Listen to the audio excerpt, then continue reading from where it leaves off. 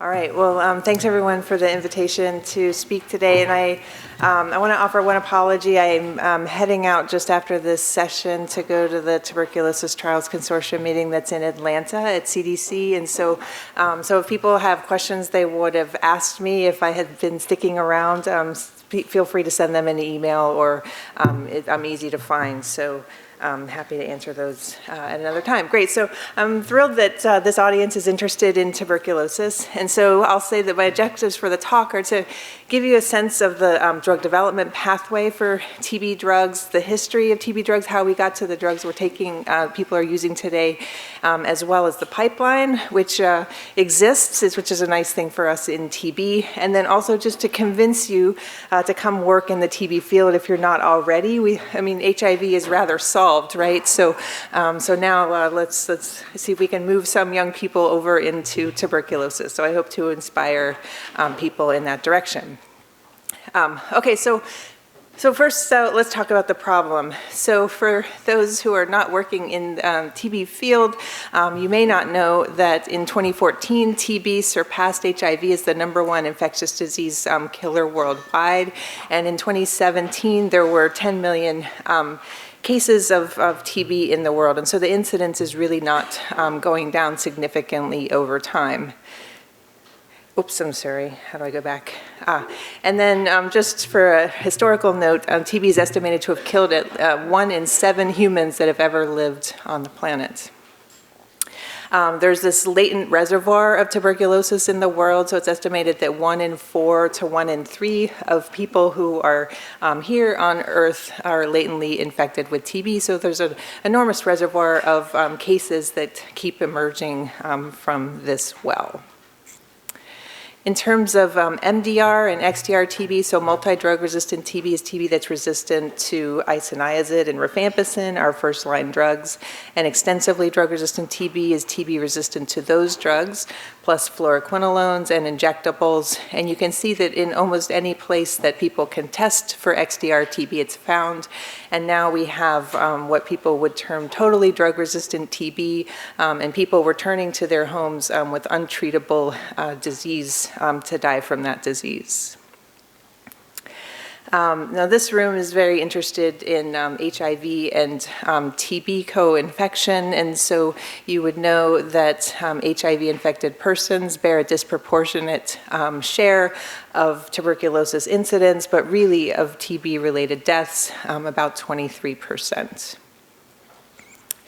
And so this is sort of the global scientific agenda in TB. So it's with drug-susceptible TB. This is a bacterium, and it still takes 6 months and 4 drugs to achieve a cure. So can we do better? Can we get down to 2 months of treatment, to 3 months of treatment to lessen the burden for programs and patients? And then for multi-drug resistant TB, can we have safer, shorter regimens? For TB prophylaxis, ultra-short course treatments are here. We now have a 1-month treatment for latent tuberculosis with rifampicin and isoniazid. We also have a once-weekly treatment for 12 total doses. So we're getting better with latent TB. And then HIV-TB Co-Treatment. If we're going to advance treatments for TB, then we certainly have to make sure that they're accessible and available and dosed correctly for patients with HIV. And then there are these areas of special unmet medical need that I think about a lot. So extrapulmonary TB, TB meningitis, getting drugs to the places where the TB bugs are living, and then using clinical pharmacology to its best advantage with the drugs that we have. Okay, and so I'm not going to talk about HIV-TB co-treatment because Anthony Podany is going to touch on that in his talk, which is directly following mine. But I'll just say that there have been several studies in the past couple of years looking at HIV drugs and how to use them best with rifampicin-containing TB treatment, and so those are referenced here, and these slides will be available to people. I don't have in here the presentation by Gary Martins at Croy that people people may have seen looking at boosted darunavir with rifampicin that found that you really cannot get acceptable drug concentrations with that combination, even with adjustment of the drugs. So I'll leave that here, but just to know that, so people know that these studies are being done gradually, and Anthony's going to also identify some of the gaps that we still have with LTBI and HIV co-treatment. So just by way of history for people who are interested in TB, so you may or may not know that the first ever concealed randomization clinical trial was conducted in tuberculosis, and this is the article, and Denny Mitchison, whose name is underlined here, was involved with that first trial and just died in the last, about a year and a half ago, and so was active in TB even until that time. And just for young people, people who start out working in TB never leave the field, and they really never die. So it's really like an incentive to get into tuberculosis. But this was a streptomycin versus bed rest trial, and of course people did better with the streptomycin. But then resistance emerged with that single drug treatment, and so this is kind of the path to getting to the 4-drug treatment that we have now. So starting with the streptomycin trial in 1946, and then recognizing that you need 2 drugs instead of 1 to prevent that resistance from emerging. And then once isoniazid came into play and was clearly the drug of choice to kill the bacteria very quickly, then it became an issue of protecting isoniazid against resistance with 2 or 3 drugs. And then pyrazinamide came onto the scene, which allowed us to shorten TB treatment from 9 months to 6 months. And then ethambutol was put in place of streptomycin, so now people didn't need to get injections for their TB. And so this is sort of the pathway, and you recognize that this is in the 1950s to 1970s, and we're really not progressed beyond there even up to now. And so just trying to think about putting together new TB regimens, we have to think of the role of the drugs in the treatment. So it's not so straightforward to just find a drug that is active against TB in a test tube. But when we have rifampicin resistance as the driving force of drug resistance in the world, we have to find drugs that can kill persister bugs in the same way that rifampin does, which is very special. In bugs that are not multiplying, that are semi-dormant or dormant, rifampicin has activity where other drugs do not. And so when we're trying to think about shorter, better regimens for patients for the future, we have to think about the role of each one. And so this is why rifampicin is special. And then just showing you the history of pyrazinamide, and back in the day, the outcomes in trials were things like cavity closure on chest x-ray, or protection against resistance cure in most patients. And you can see pyrazinamide did a nice job here. And then subsequent trials showed that if you use pyrazinamide, you get a lot less relapse with a 6-month treatment regimen than if you don't use pyrazinamide. And then ethambutol came in as this 4th drug. It has no sterilizing activity at all, meaning it can't kill those bugs that are not metabolizing actively, but it does partition very well into lesions. And so it behaves in those lesions as a protection against emergence of those resistant pathogens that exist at baseline, like in 1 in 10 to the 7th, 1 in 10 to the 8th, those bugs can't emerge within those lesions. So here is how we treat drug-sensitive TB. So isoniazid has a role of bringing down the burden quickly, 2-log kill within the first couple of days with isoniazid. Rifampicin is uniquely sterilizing, killing those persister bugs that you have to cure the patient. Pyrazinamide behaves in these acidic environments, killing this special subpopulation of bugs that otherwise are not killed. And then ethambutol prevents resistance to all the other drugs. So now we're thinking about, now we're in a new era, lots of new drugs in the pipeline. So can we put together regimens that do all of these jobs and use these drugs together? Okay, and so that's how we treat drug-susceptible TB. dozens of trials, really innovative in the 1950s, 60s, 70s. And then how is it that we put together our treatment regimen for MDR-TB? Well, this is done by individual patient data meta-analysis. So essentially all the cohort studies, all the trials that have been done, some have clofazimine, some don't, and then they do this kind of fancy analysis and said, does it seem to provide benefit, does it seem to not? This is not trial of clofazimine in a regimen versus not. This is not a trial of X regimen versus Y regimen. This is just, does it seem to provide some benefit? And so this is not regimen derived standards. And these came out in 2019 as the new MDR-TB treatment guidelines to use a fluoroquinolone, bedaquiline, and linezolid. Use all three of those drugs. If you have them, add clofazimine and or cycloserine, and then these other drugs in group C, you can add them on if you need to make a regimen. But there's no kind of making sure we're shoring up the sterilizing activity, making sure that we're protecting against resistance. So this is really a bit of a mess, but that's actually going to change, I think, relatively soon. And then if this is your regimen, if you have MDR-TB, you can see that, well, the quinolone's probably going to be pretty well tolerated, although you're taking it for 6 to 12 to 24 months.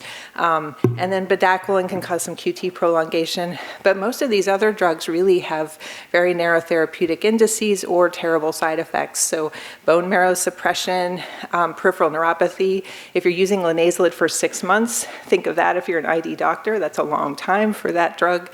Clofazimine causes skin discoloration.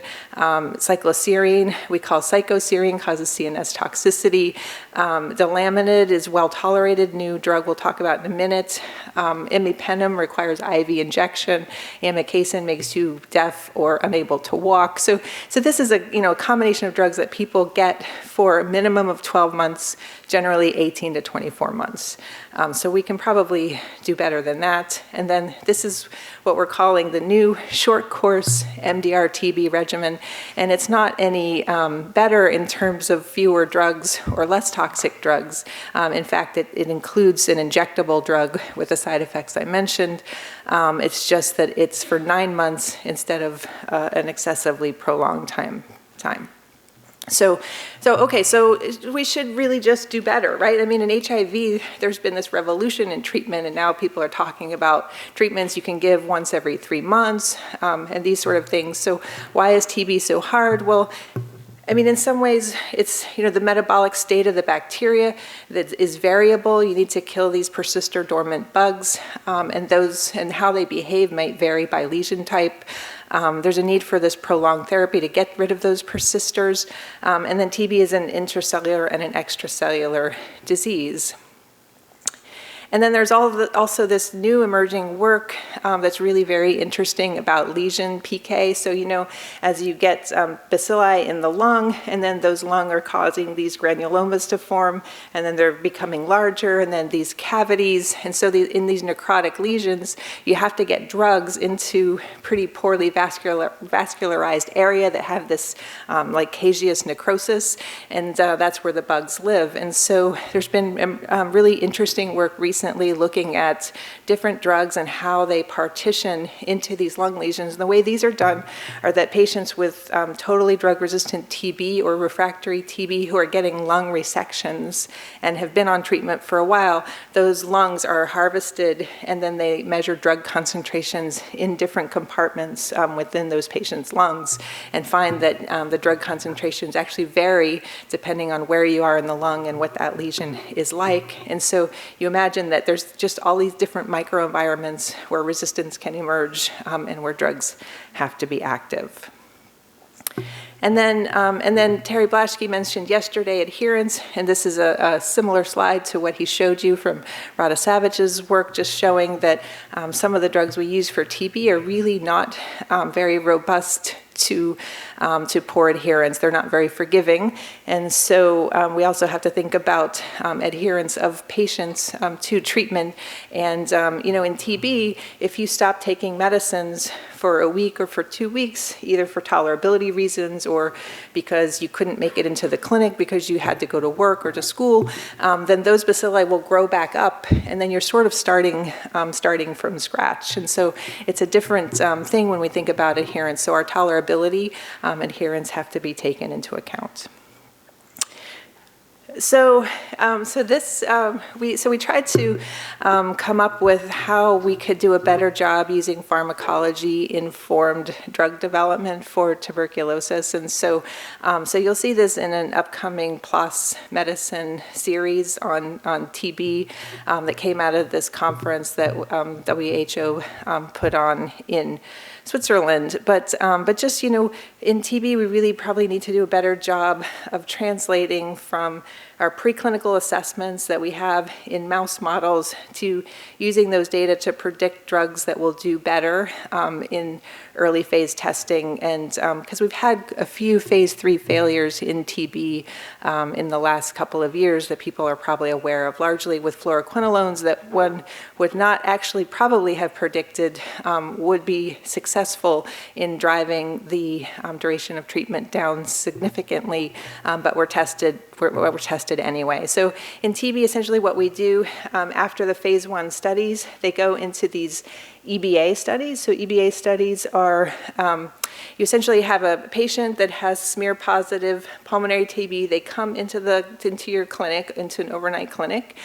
They cough up everything that they can from 4 in the afternoon till 8 in the morning into this vat. You homogenize it, and then you send it to the lab, and you see how many bacilli are growing for every milliliter of sputum. And then you apply a treatment. So it's one drug, it's several drugs, drug at a certain dose, and then that patient does the same thing every night for 7 to 14 days. And then you can essentially look at the log decline in colony-forming units in those solid culture media. And so we do that, but that doesn't give us a great idea of these persister bugs that you have to kill to cure patients. And so we're trying in TB to do a little bit better job of figuring out how to tie the preclinical relapse studies with these early bactericidal activity studies to then having what we're calling phase 2C trials, in which we're looking at microbiologic outcomes, so sputum, bacilli, but then at the same time collecting some information about the outcomes that we care about, so cure without relapse, and trying to be somewhat innovative in tying these together mathematically with the help of good pharmacometricians. So we will see how that goes. So it seems daunting, but fear not. There are actually lots of trials going on in TB. This is just a small snapshot of those that are currently enrolling or recently resulted. And there's a nice review of these in Lancet Infectious Diseases. And then as part of the TBTC meetings, Mike Vacheka from the VA in Washington compiles all TB trials that are going on. So if you ever want to know, he's the guy to send an email to. And so just to give you some sense, let's see, I have a couple of these. So just not to go through these trials, but just give you an idea of what's coming as it's relevant to patients with HIV. So optimizing rifamycins is a major area of interest in drug-susceptible TB. So giving rifapentine at high doses every day for 4 months, and then seeing if you can cure patients in that short period of time. High-dose rifampicin, we know we're on the steep part of the dose response curve, so giving rifampin at 1,800 milligrams rather than at 600 milligrams. Those trials are underway. So how our HIV drugs are going to stand up in the setting of really high doses of rifamycins, we don't actually know, but Anthony might be able to address that some in his talk. And then the other major area in drug-susceptible TB is just to switch out the first-line drugs and start fresh with some of the new drugs. Okay, so then if the first wave of TB drugs were the drugs that we're using now and the drugs that sort of came to light in the 1950s, 1970s, then I would say that the second wave is probably these 3 drugs. And then sutazolid was starting to be developed at about the same time. But this is kind of early part of this century, 20 teens. And so the first is bedaquiline. Bedaquiline is now standard of care for second-line treatment. So for patients with MDR-TB, bedaquiline is the go-to drug. It has sterilizing activity pretty similar to rifampicin, we think. It's a new class of drug, which we haven't seen for 70 years, an ATP synthase inhibitor. It was approved by the FDA for MDR-TB in 2012 and the EMA soon after. And WHO recommends it down to the age of 6. And there are good pediatric studies looking at younger age groups now. Some of the PK quirks, it's a CYP3A substrate, so we always are thinking about how rifampin wrecks our HIV drugs, or pretty much any drug that we're trying to use in a patient because of rifamycins being such strong inducers. But this is the other way around, so we have to think about how our drugs are impacting bedaquiline. And so, for instance, efavirenz drives the concentrations of bedaquiline down significantly. Boosted PIs bring up the concentrations of bedaquiline, which may be fine, but it is a QT prolonging drug, so maybe it's not fine. We don't really know at this point. Delaminid is a nitroimidazole, so a cousin to metronidazole, also approved by EMA, not approved by FDA at this point, but it's WHO recommended down to the age of 3. Its weird things are that it's metabolized by albumin and that it has low bioavailability. And then protominid is just going to be reviewed by the FDA. The advisory council is meeting in June, so next month. So this is the newest drug being looked at by the FDA. It is only for extensively drug-resistant TB used together with linezolid and with bedaquiline. But amazing, like 90% cures with 6 months of this 3-month treatment regimen. It's been actually really revolutionary. We don't know a lot about the safety because not a lot has been published up to now, but all of that will be public soon when it undergoes FDA evaluation formally. It's not been tested yet in children, but that's coming. And then just in drug-resistant TB, just to show you that there are a lot, the top is just, the theme is really optimization of single agents. So if you're going to use a fluoroquinolone, what should the dose be? If you're going to use high-dose isoniazid to overcome some of the resistance of these organisms, what should the dose be? And then, but the largest number of trials are really looking at totally new regimens. So putting together 4 or 5 medicines of these new classes to see whether we can get something that's 6 months, well tolerated, all oral, and safe. Okay, so now the third wave. So this is really exciting. So there have been some, trying to figure out how to get drug companies to engage and also to give them some sort of idea of what's needed in terms of a target regimen profile. WHO had a meeting and got a lot of stakeholders together and then have developed this as sort of a guidance to industry or to anyone who's interested in developing drugs or regimens for TB. And so this is the pipeline. So you can find this online at any time, and they update it pretty frequently. But you can see that even in clinical testing, there are a lot of drugs that are now in phase 1 or in phase 2. And so this has not really happened since those drugs I just showed you, maybe 10, 15 years ago, were starting to get into clinical testing. So it's a really exciting time. You can see there are drugs of multiple different classes. And I'll show you some of these here just to break it down. That seems a little bit overwhelming. So there are multiple oxazolidinones. The idea is that linezolid works well for TB, but it's really just too toxic. I mean, everyone by 2 months has anemia or thrombocytopenia, and many people by 4 months have peripheral neuropathy, not to mention the people that have optic neuropathy. So can these drugs be developed that really have less mitochondrial toxicity, but at the same time good activity against the drug? I just haven't read the ones that are probably the most promising under development at this time.